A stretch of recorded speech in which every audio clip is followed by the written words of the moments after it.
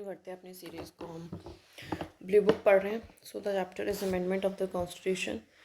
Amendment and basic structure दोनों से combined mains में क्वेश्चन आया, so it is almost important हो जाता है। अमेंडमेंट ऑफ द कॉन्स्टिट्यूशन एक वाइटल प्रोसेस है, मतलब काफ़ी ज़रूरी प्रोसेस है जो अलाउ करता है इंडियन कॉन्स्टिट्यूशन को adapt to the changing social, political and economic landscape, so that Indian constitution अपने आप को अडेप्ट करता रहे टाइम टू टाइम। तो इसलिए अमेंडमेंट प्रोसेस की अपनी इंपॉर्टेंस है। Guided primarily bye the article 368 part 20। तो पार्ट 20 में आर्टिकल 368 से हम डील करते हैं अमेंडमेंट से रिगार्डिंग। ये जो प्रोसेस है इंश्योर करता है कि जो कॉन्स्टिट्यूशन है वो हमेशा रेलिवेंट रहे, वाइल उसकी जो कोर वैल्यूज़ है, कोर प्रिंसिपल्स हैं, वो प्रिजर्व रहे। Through amendment, significant changes such as the inclusion of fundamental duties in Panchayati Raj system have shaped the nation's governance. Although जो ये फंडामेंटल ड्यूटीज़ हैं, पंचायती राज सिस्टम है, उन्होंने काफ़ी शेप करा है नेशन की गवर्नेंस को, बैलेंसिंग फ्लेक्सिबिलिटी विद स्टेबिलिटी। और जो बैलेंस करा है फ्लेक्सिबिलिटी को, स्टेबिलिटी को, जो अमेंडमेंट प्रोसेस है इसने इनेबल करा है progress while safeguarding the constitution का बेसिक स्ट्रक्चर। बट वहीं पे इन्होंने कहीं ना कहीं अमेंडमेंट प्रोसेस ने हमें क्या करा है कि हम प्रोग्रेस भी कर सकते हैं, चेंज भी कर सकते हैं, अडेप्ट भी कर सकते हैं सर्कमस्टेंसेज नीड के अकॉर्डिंग, और साथ में अपनी कॉन्स्टिट्यूशन के बेसिक स्ट्रक्चर को भी प्रिजर्व कर सकते हैं। ना सबसे पहले प्रोसेस समझ लीजिए, दिस इज़ वेरी इंपॉर्टेंट। सबसे पहले प्रपोज होता है अमेंडमेंट ड्राफ्ट। कोई भी कर सकता है क्या? कोई ऐसे रिस्ट्रिक्शन है कि अमेंडमेंट हमारी प्राइवेट करेगा, पब्लिक मेंबर करेगा, मतलब सिर्फ और सिर्फ गवर्नमेंट कर सकती है, फिर और लेजिस्लेचर्स भी कर सकते हैं? तो कोई भी कर सकता है, किसी भी हाउस में किया जा सकता है, लोकसभा में, राज्यसभा में। उसके बाद डिस्कशन होती है, वोटिंग होती है दोनों हाउसेस में। कोई जॉइंट सेटिंग का प्रोविजन नहीं है, बस इस चीज़ का ध्यान रखना। देखो, अगर जॉइंट सेटिंग का प्रोविजन होता तो उसमें हमारे जो लोकसभा उसकी चलती, और एक तरीके से जो हमारा जो स्टेट का सी है वो कम हो जाता। तो दैट इज़ वाई हमने ऐसा नहीं किया। इसको स्पेशल मेजोरिटी से अप्रूव कराना पड़ता है दोनों हाउसेज में, 2/3 of members present and voting if required. और अगर ज़रूरत पड़ती है तो आपको रेटिफाई भी कराना पड़ता है by half of the state के लेजिस्लेचर से, सिंपल मेजोरिटी के थ्रू। फिर उसके बाद हमारा अप्रूवल प्रेसिडेंट देता है, ये मना नहीं कर सकता है, तो जनरली देता ही है। एंड फिर हमारा जो बिल है वो एक एक्ट बन जाता है। एक चीज़ में मुझे हमेशा कन्फ्यूजन होता है कि प्रेसिडेंट क्या नहीं कर सकता, क्या क्या ऑप्शंस ही have with respect to the constitution amendment bill. थोड़ा सा इसको कर लेते हैं कन्फर्म, सो दैट ये डाउट अलग हो। सो वो ना ही मना कर सकते हैं, ना वो ही रिटर्न कर सकते हैं। ही हैव टू से द यस, तो उनको हाँ ही बोलना पड़ता है। ठीक है, अब ऐसा क्यों है? ये हमारा आर्टिकल 368 ऐसा कहता है कि amendment power lies with the parliament, और एग्जीक्यूटिव के पास नहीं। दैट इज़ वाई यहाँ पे हमने प्रेसिडेंट के हाथ में कोई खास पावर नहीं दी इससे रिगार्डिंग। तो इस चीज़ को ध्यान रखना कि president can not say no, can not return it, have to say yes. Okay, it's a mandatory कि उनको हाँ करना ही पड़ता है। उसके बाद हमारा जो बिल है वो एक्ट बन जाता है। बेसिक सिंपल प्रोसीजर था। नो, आपको पता है 3 टाइप की आपके अमेंडमेंट्स हो सकती हैं।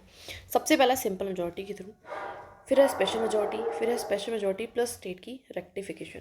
सिंपल मेजॉरिटी में जो अमेंडमेंट्स है वो हमारी सिंपल मेजॉरिटी के थ्रू होती है of the members present and voting in each house of parliament. हर एक पार्लियामेंट के घर में आपको सिंपल मेजॉरिटी से क्या करना पड़ता है, जो भी प्रेजेंट वोटिंग है उसका 50% plus 1। Changes made by simple majority are not considered constitutional amendment under the article 368। देखिए, इससे भी बदलाव ही आता है, लेकिन इस बदलाव को हम आर्टिकल 368 के अंडर वाला बदलाव नहीं मानते हैं। ठीक है, they are ordinary legislative procedure. ये ऑर्डिनरी आम वाले लेजिस्लेटिव प्रोसीजर होते हैं, but may still alter the provision. But हो सकता है इससे कहीं ना कहीं कॉन्स्टिट्यूशन में कुछ ना कुछ बदलाव आ रहा हो, लेकिन हम इनको एज आ कॉन्स्टिट्यूशन अमेंडमेंट नहीं करते। जैसे कि एग्जांपल है फॉर्मेशन ऑफ न्यू स्टेट। अब नया स्टेट बनेगा तो हमारे जो पार्ट शेड्यूल फर्स्ट है, हमारा जो पार्ट फर्स्ट है, उसमें कहीं ना कहीं बदलाव आएगा। बदलाव तो आएगा, लेकिन क्या हम उसको कॉन्स्टिट्यूशन अमेंडमेंट मानेंगे? वो हमारा कॉन्स्टिट्यूशन अमेंडमेंट नहीं मानेंगे।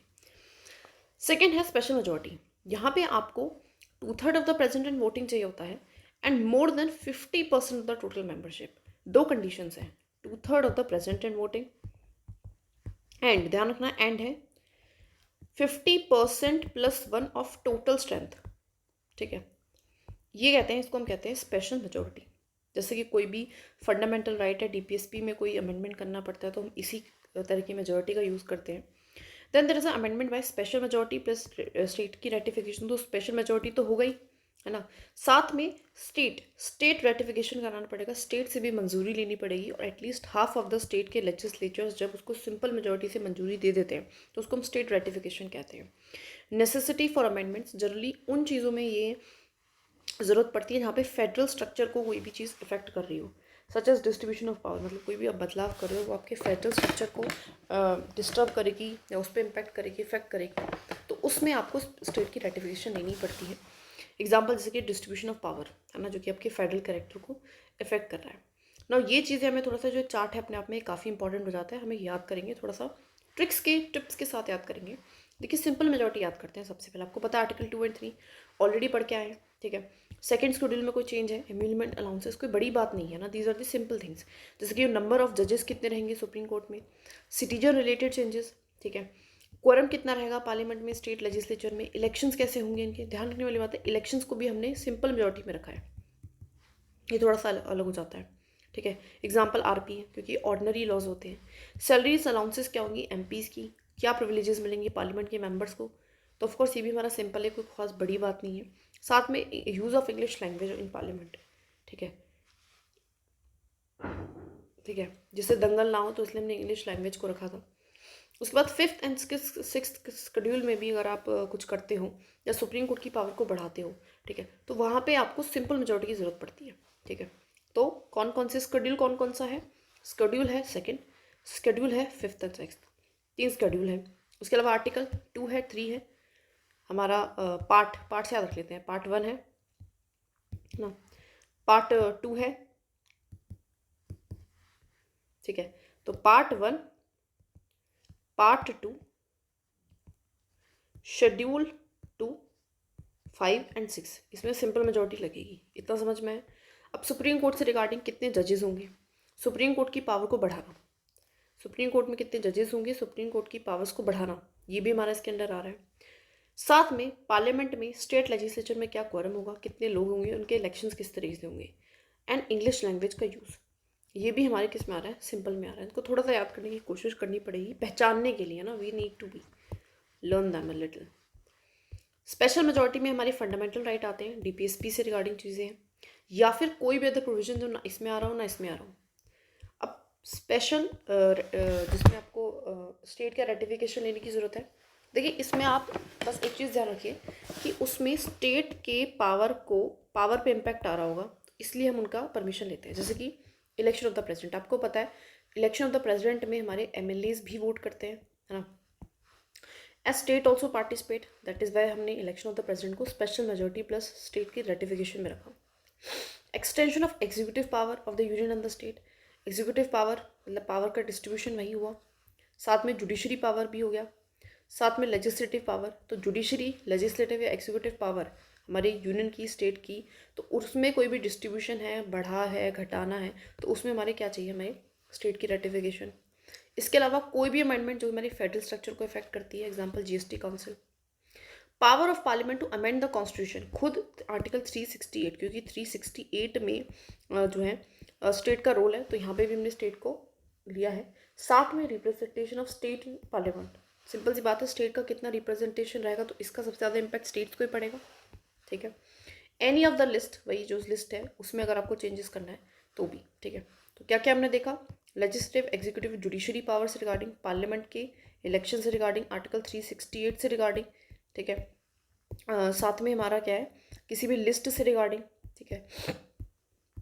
और क्या था हमारा, ठीक है, पार्लियामेंट नहीं सॉरी, प्रेसिडेंट का इलेक्शन है वो, प्रेसिडेंट के इलेक्शन से रिगार्डिंग, बस आई थिंक यही है, और representation of state in parliament, ठीक है। बेसिक चीज़ें हैं हम समझ लिए हैं, थोड़ा सा सिंपल मेजॉरिटी वाले में कोई इक्का दुक्का चीज़ें रह गई हैं, उसको थोड़ा सा ज़्यादा कर लेना, और ज़्यादा कुछ मुश्किल है नहीं वैसे, मैं सच बताऊँ तो, ठीक है।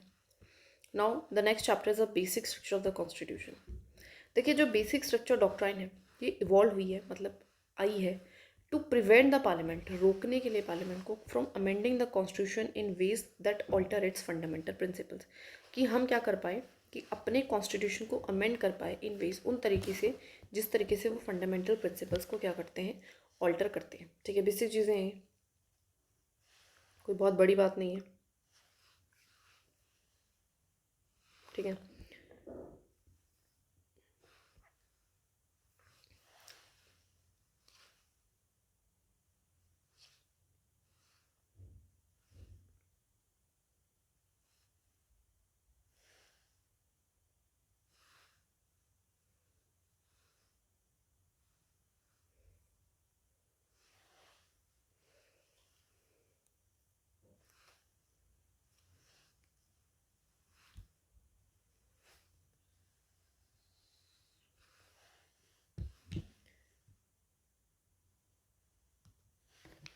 ठीक है, develop by the supreme court in the Kesavananda Bharati case. ठीक है, इसको हमने किया। मैं क्या क्या कर रही थी मुझे ध्यान में नहीं रहा, सॉरी। ठीक है, सो सुप्रीम कोर्ट ने डेवलप किया था ये केशवानंदा भारती केस में, generally to check on the parliament के अमेंडिंग पावर पे चेक ऑन लगाने के लिए कि वो कुछ भी अमेंड ना कर दे। इसका मेन पर्पस ये था कि जो कोर कॉन्स्टिट्यूशनल वैल्यूज़ हैं उसको प्रोटेक्ट किया जाए, जैसे कि democracy, secularism, judicial review, rule of law. जो डॉक्ट्राइन है ये एजर्ट करती है, ये शो करती है कि while parliament can amend the constitution and can not change it's basic structure. इसका मेन पर्पस ये था, देखो पार्लियामेंट के पास अब बहुत पावर है, बिकॉज वो पावर है क्योंकि लोगों ने उसको रिप्रेजेंट किया है, इलेक्ट किया है उन लोगों को, तो they can change the constitution the basis of the people की नीड के अकॉर्डिंग, लेकिन डजंट मीन कि they can not change the basic structure. As a safeguard it preserve the original spirit of the constitution. तो एक तरीके से क्या करती हैं, ओरिजिनल जो स्पिरिट है, जो ओरिजिनल प्रिंसिपल्स है, रीजनिंग है, उसको प्रोटेक्ट करती है, प्रिवेंट करती है कोई भी attempt to undermine its foundational framework को। ठीक है, थोड़ा सा इसके टाइमलाइन को अगर हम समझें तो जैसे कि हमने बताया था, शंकरी प्रसाद केस में बोला गया था कि पार्लियामेंट के पास पावर है कि वो अमेंड कर सकती है फंडामेंटल राइट को। फिर सज्जन केस हुआ है तो उन्होंने भी बोला कि यस कर सकती है, लेकिन गोलकनाथ केस में बोल दिया जाता है कि नहीं कर सकती है, फंडामेंटल राइट्स को नहीं किया जा सकता, राइट। उसके बाद हमारा केशवानंदा भारती केस आता है जो कि बेसिक स्ट्रक्चर डॉक्ट्राइन को दे देता है एंड अलाउ करता है amendment, but protecting essential features को आपको प्रोटेक्ट करना है। ठीक है, उसके बाद हमारा मिनर्वा मिल केस होता है जो कि बोलता है कि देखो बेसिक स्ट्रक्चर डॉक्ट्राइन को दोबारा से अपहेल्ड करता है और बोलता है कि बैलेंस बना के चलो, डीपीएस पे फंडामेंटल राइट अभी बढ़ गया है ना इस चीज़ों को। तो शंकरी प्रसाद एंड सज्जन सिंह में क्या बोला था कि yes fundamental right can be amended, लेकिन गोलकनाथ केस में क्या बोल दिया जाता है, दे कैन नॉट बी अमेंडेड। इसी की वजह से फिर हमारा आता है केशवानंदा भारती केस एंड हमारा मिनर्वा मिल्स केस, जो कि इन दोनों के बीच में बैलेंस बनाता है, बेसिक स्ट्रक्चर डॉक्ट्राइन दिया जाता है। समझ में आई ये चीज़? शंकरी प्रसाद, सज्जन सिंह, शंकरी प्रसाद, सज्जन सिंह, गोलकनाथ ने, इन्होंने बोला कर सकते हैं, इन्होंने बोला नहीं कर सकते। फिर आया केशवानंदा भारती, उन्होंने बोला कुछ भी कर लो, बेसिक स्ट्रक्चर डॉक्ट्राइन को मत हिलाओ। दैट इज इट, इतना सही है। ठीक है, ना क्या कंपोनेंट्स हैं बेसिक स्ट्रक्चर में, क्या क्या आता है? देखिए, सुप्रीमेसी ऑफ द कॉन्स्टिट्यूशन, सबसे ऊपर कॉन्स्टिट्यूशन ये तो आएगा ही। दूसरा, sovereign democratic Republic nature India का, सेकुलरिज्म भी आता है, सेपरेशन ऑफ पावर भी आता है, this is also a part of basic structure, judicial review भी, रूल ऑफ लॉ भी, यूनिटी एंड इंटीग्रिटी की अखंडता बनी रहनी चाहिए, बेसिक चीज़ है। तो फेडरलिज्म भी आता है, freedom and dignity of the individual आती है, तो ये फंडामेंटल राइट से हम इसको कनेक्ट कर सकते हैं। पार्लियामेंट्री सिस्टम रहना चाहिए, ये भी आता है हमारे बेसिक स्ट्रक्चर डॉक्ट्राइन में। देखिए, ये अपना टाइम टू टाइम अपडेट होती रहती है। ऑल दो वेलफेयर स्टेट, डीपीएसपी भी हमारे आते हैं, हार्मनी दोनों के बीच में, ये भी हमने मिनर्वा मिल्स केस में देखा ही था। फ्री एंड फेयर इलेक्शंस का होना भी एंड इंडिपेंडेंट जुडिशरी का होना भी अपने आप में क्या है, these all are the basic structure. इसको 2 बार पढ़ लेंगे, ठीक है। इससे क्या हो जाएगा कि थोड़ी सी चीज़ ईजी हो जाएगी। बेशक पॉज करके नोटबुक खोल के 2 बार पढ़ लो भी, चीज़ें जिससे याद हो जाए, ठीक है। अब ये कुछ केसेस ऑलरेडी हमने देख लिया था, अभी पढ़ के आए हैं, तो बार बार इसको पढ़ने की ज़रूरत नहीं है, ठीक है। या दैट इज़ इट, यस। ज़्यादा हमको इसमें घुसने की ज़रूरत नहीं है। अब हम आगे वाले चैप्टर पे चलते हैं। ओके, सो अपना करते हैं, that is emergency provision is next chapter. It is also important chapter, although एकदम इफ़ आई से यस, इमरजेंसी से क्वेश्चंस आए हैं मेंस में भी, स्पेशली उनके इम्पैक्ट से रिगार्डिंग आते हैं कि अगर ऐसा हो जाएगा तो क्या हो जाएगा, राइट। सो हम इनके इम्पैक्ट्स को थोड़ा अच्छे से पढ़ते हुए चलेंगे। बाकी it is almost important, prelims में भी मेंस में भी दोनों में क्वेश्चन आए हैं। So part 18 of the constitution में आर्टिकल 352 से 360 तक हम बात करते हैं इमरजेंसी प्रोविजंस के रिगार्डिंग। The rationality behind the incorporation of these provisions, हमने इनको क्यों इनकॉर्पोरेट करा है अपने कॉन्स्टिट्यूशन में, that is to safeguard the sovereignty, unity, integrity and security of the country and democratic political system. तो ये हमने इसलिए किया क्योंकि ऐसी स्थितियाँ आ जाती है कभी कभार जहाँ पे आपकी सोवरेनिटी, यूनिटी, इंटीग्रिटी, सिक्योरिटी पे भी चीज़ें खराब हो सकती हैं, तो उसके लिए हमने इनको किया है। नेशनल इमरजेंसी की अगर मैं बात करूँ तो सबसे पहली इमरजेंसी हमारी नेशनल इमरजेंसी है।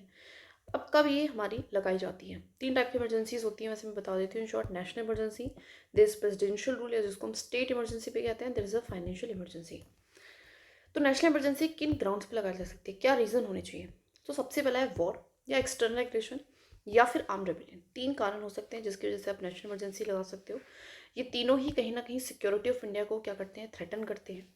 If the president authorise by the article 358, the president के पास अथॉरिटी है कि वो 352 का इस्तेमाल करते हुए प्रोक्लेम, घोषित कर सकते हैं कि नेशनल इमरजेंसी लग गई है। जो एक टर्म है आर्म्ड रेबेलियन, ये रिप्लेस करके आया था इंटरनल डिस्टर्बेंस को। पहले जो है आर्म्ड रेबेलियन अपने आप पे कोई टर्म नहीं था, कोई रीज़न नहीं था, इसकी जगह इंटरनल डिस्टर्बेंस था। अब इसका मिसयूज बेसिकली होता है, and that is why by the 44th constitution amendment act इसको चेंज करके आर्म्ड रेबेलियन कर दिया गया था। Proclamation of national emergency may be applicable to the entire country और ओनली पार्ट ऑफ इट। अब नेशनल इमरजेंसी क्या हर जगह लाई जा सकती है, पूरे इंडिया पे लगेगी, या फिर किसी स्पेसिफिक पार्ट पे भी लगाई जा सकती है? तो 42nd अमेंडमेंट के थ्रू कहा गया था कि किसी पार्ट पे भी आप लगा सकते हो, ठीक है। The president however can proclaim a national emergency only after receiving a written recommendation of the cabinet. लेकिन प्रेसिडेंट क्या अपनी मनमर्जी से प्रोक्लेम कर देगा? नहीं, उसको रिटन रिकमेंडेशन मिलेगा सबसे पहले कैबिनेट का, तभी वो लगा सकता है। ये भी हमने 44th अमेंडमेंट से क्या किया था, दैट इज ऐड किया था। The Minerva mill case proclamation subject to judicial review. बाकी क्या इस पर जुडिशियल रिव्यू होगा? बिल्कुल होगा, जुडिशियल रिव्यू इस पर भी होगा। क्यों लगाई गई, क्या रीजनेबल जो आपका रीज़न था लगाने का वो जायज़ था, नहीं था? The president may declare a national emergency even before the occurrence of the actual threat. वो पहले भी लगा सकते हैं, उनको लगता है कि होने वाला है ऐसा कुछ बड़ा, तो वो पहले नेशनल इमरजेंसी घोषित कर सकते हैं। तो ग्राउंड समझ में आ गए। Now parliamentary approval. अब पार्लियामेंट से अप्रूवल की क्या ज़रूरत है, किस तरीके से लेना है? देखिए, 1 महीने के अंदर after the date of its assurance it must be ratified by both houses of the parliament. Originally it was 2 month, पहले 2 मंथ था कि 2 मंथ के अंदर अंदर दोनों हाउसेज से रेटिफाई कराना है, लेकिन उसके बाद हमने 44th अमेंडमेंट से उसको 1 मंथ कर दिया गया था। If the Lok Sabha is not in session, अभी तो बोला दोनों हाउसेज से ले रहे हैं, लेकिन अब क्या हो अगर लोकसभा हमारी सेशन में ही नहीं है, और इस टाइम पे आपको पता है इलेक्शन भी नहीं हो सकते, is not in session or has been dissolved, the proclamation must be approved within 30 days from the first sitting of the newly constituted Lok Sabha, provided Rajya Sabha has in meantime approved it। तो क्या होगा, तो राज्यसभा क्या कर देगी, उस 1 महीने के अंदर उसको अप्रूव कर देगी, एंड जब भी हमारी लोकसभा बैठेगी, नई लोकसभा कभी तो बैठेगी, तो तब वो अपनी 1 महीने के अंदर उसको अप्रूव कर देगी। इस तरीके से है। आफ्टर अप्रूवल इमरजेंसी कब तक कंटिन्यू करती है? 6 महीने तक एक बार में अप्रूवल के बाद कंटिन्यू करती है, and can be extended to indefinite times. बार बार आप इसको लगातार आगे एक्सटेंड कर सकते हो with approval of the parliament for every 6 month, लेकिन हर 6 महीने में आपको अप्रूवल लेना पड़ेगा। ये भी हमने बाद में ऐड किया था 44th अमेंडमेंट के थ्रू, पहले ऐसा भी नहीं था। पहले आपने एक बार अप्रूवल ले लिया तो आप कब तक ही इमरजेंसी लगा सकते हो, लेकिन अब क्या बोला गया कि 6 महीने के बाद आपको क्या नहीं, रिपीटेड आपको अप्रूवल्स लेनी पड़ेगी। ये हमारा 44th अमेंडमेंट के थ्रू ऐड किया गया। Before that the emergency once approve by the parliament, पहले क्या था कि एक बार इमरजेंसी अप्रूव हो गई, कुड रिमेन इन ऑपरेशन जब तक कि एग्जीक्यूटिव का मन करे। Every resolution approving the proclamation of emergency और its continuance must be passed by either house by special majority, that is, ठीक है, तो इसको कराना ही पड़ेगा, ठीक है, या फिर स्पेशल मेजोरिटी आपको पता ही है क्या होती है, कौन सी मेजोरिटी से पास होगा? स्पेशल मेजोरिटी से होगा। Majority of the total membership, साथ में majority of not less than 2/3 of the members of that house present in voting. पहले सिंपल मेजोरिटी थी, फिर बाद में इसको भी स्पेशल किया गया था 44th अमेंडमेंट के थ्रू। बेसिकली ना क्या हुआ था कि 44th अमेंडमेंट से पहले बहुत ज़्यादा इसका मिसयूज़ हुआ था, इंटरनल डिस्टर्बेंस है ना, नो रिटर्न रिकमेंडेशन, 2 महीने में अप्रूवल लो, एक बार में अप्रूवल के बाद ज़रूरत नहीं पड़ेगी, सिंपल मेजोरिटी से ले लो, ठीक है, जुडिशियल रिव्यू नहीं हो सकता। लेकिन उस चीज़ को 44th अमेंडमेंट के बाद काफ़ी चेंज किया गया है, ठीक है। नाउ रिवोकेशन, अब इसको एंड करना हो तो कौन कर सकता है, कैसे कर सकता है? देखिए, प्रेसिडेंट चाहे तो रिवोक कर सकता है state of emergency at the time by issuing a proclamation to that effect. तो सिंपली प्रेसिडेंट एक प्रोक्लेमेशन निकाले और उसको एंड कर सकता है। सच प्रोक्लेमेशन को आपको पार्लियामेंट के अप्रूवल की जरूरत भी नहीं पड़ेगी to end the emergency. Also एक और तरीका है, अगर लोकसभा चाहे तो वो एक रेजोल्यूशन ला सकती है bye simple majority and reject कर सकती है continuation of emergency. The emergency stands revoked and the president must approve such resolution. उसको अप्रूव करना ही पड़ता है इस रेजोल्यूशन को। समझ में आया? तो या फिर तो लोकसभा है ना सिंपली क्या करे, सिंपल मेजोरिटी से रिजेक्ट कर दें। ध्यान रखना है सिर्फ लोकसभा को ही पावर है, नॉट राज्यसभा, ठीक है। एंड प्रेसिडेंट को फिर वो अप्रूव करना ही पड़ता है, फिर प्रेसिडेंट सिंपली खुद से प्रोक्लेमेशन लगा के मना कर दे। 2 तरीके हैं। The 44th amendment act of 1978 also provided, साथ में इस अमेंडमेंट एक्ट ने एक और बात कही, where 1/10 of the total number of members of the Lok Sabha give a written notice to the speaker. A special sitting of the House should be held within the 14 days for its purpose of reconsidering a resolution disapproving the continuation of the proclamation। वो कह रहा है, लेकिन इसके लिए करना पड़ेगा 1/10 of the members का सपोर्ट चाहिए होगा लोकसभा में, ठीक है। और फिर 14 डेज़ के अंदर आपको मीटिंग करानी पड़ेगी और इसके ऊपर वोटिंग वगैरह होगी. A resolution of disapproval is different from the resolution approving the continuation in two aspects. अब डिसअप्रूव कराने का एंड अप्रूव कराने में आपको पता है, मतलब इमरजेंसी लगाने में और उसको हटाने में थोड़े से डिफरेंसेस हैं. फर्स्ट वन के लिए आपको क्या होता है कि आपको दोनों हाउसेस से, अच्छा फर्स्ट वन सॉरी, मतलब डिसअप्रूवल के लिए सिर्फ आपको लोकसभा से पास कराना है वो चीज़. वाइल सेकंड वन मतलब दैट इज उसको लगवाने के लिए, इमरजेंसी को लगवाने के लिए you need to be pass by both the houses. अगर आपको डिसअप्रूव कराना है तो आप सिंपल मेजोरिटी से करा सकते हो, लेकिन अगर आपको अप्रूव कराना होता है तो आपको स्पेशल मेजोरिटी से ही कराना पड़ता है. तो बेसिक दो डिफरेंसेस समझ में आ गए, अच्छे से समझ में आ गया, ये चीज़ समझ में आ गई है. चलिए आगे बढ़ते हैं. इफेक्ट्स क्या होता है, ये सबसे इंपॉर्टेंट क्वेश्चन है मेंस पर्सपेक्टिव से. देखिए इफेक्ट इसके अच्छे से समझेंगे. देखिए जो आर्टिकल 19 है फंडामेंटल राइट्स पे हम बात कर रहे हैं, जो आर्टिकल 19 है, सिर्फ 19 की बात कर रहे हैं, वो इमीडिएटली सस्पेंड हो जाता है. मतलब ऑटोमेटिकली जैसे नेशनल इमरजेंसी लगती है वैसे हमारा जो आर्टिकल 19 है वो सस्पेंड हो जाता है when a proclamation of national emergency is made under the article 358. Their suspension does not require a separate order. इनके सस्पेंशन के लिए आपको कोई भी सेपरेट ऑर्डर की ज़रूरत नहीं पड़ती है. आर्टिकल 359 की अगर मैं बात करूँ, the president can suspend the right to petition any court for the enforcement of fundamental right. जो प्रेसिडेंट है वो चाहे तो सस्पेंड कर सकता है right to petition any court for the enforcement of fundamental right, that is only their enforcement is delayed. मतलब कुछ नहीं, आर्टिकल 359 के तहत जो उसके अलावा 19 के अलावा वाली फंडामेंटल राइट है उसको प्रेसिडेंट अपने ऑर्डर में जाके सस्पेंड कर सकता है. The suspension relates to only those fundamental right that are specified. लेकिन ध्यान रखने वाली बात है, जो भी प्रेसिडेंट ऑर्डर करता है ना, उसके ऑर्डर में जिन जिन फंडामेंटल राइट की बात करी गई है वही सस्पेंड होती है, बाकी सस्पेंड नहीं होती है. ठीक है, तो 358 बात करें 19 की जो ऑटोमेटिकली हो जाएगी. 359 बात करें प्रेसिडेंट के ऑर्डर की, जिससे कि बाकी अदर होंगी जो भी प्रेसिडेंट बोले.